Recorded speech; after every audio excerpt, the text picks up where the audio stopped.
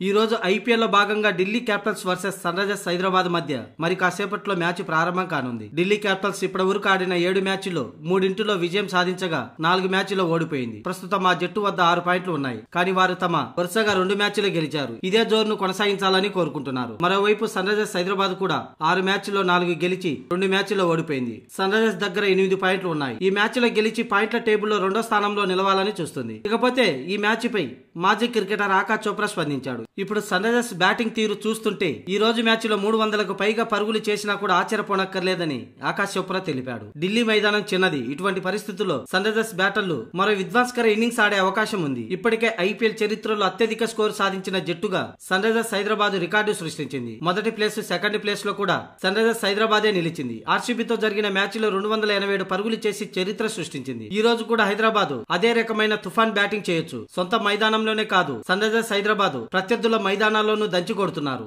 గతసారి బెంగళూరులో 287 పరుగుల record score అయ్యేందుకు కారణమని ఆకాష్ చోప్రా తెలిపాడు. ఢిల్లీ మైదానం కూడా భారీ షాట్లు ఆడడానికి వీలుగా ఉంటుంది. ఈ మ్యాచ్ లో చాలా ఉత్కంఠభరితమైన పోటీని చూడవచ్చని ఆకాష్ చోప్రా తెలిపాడు.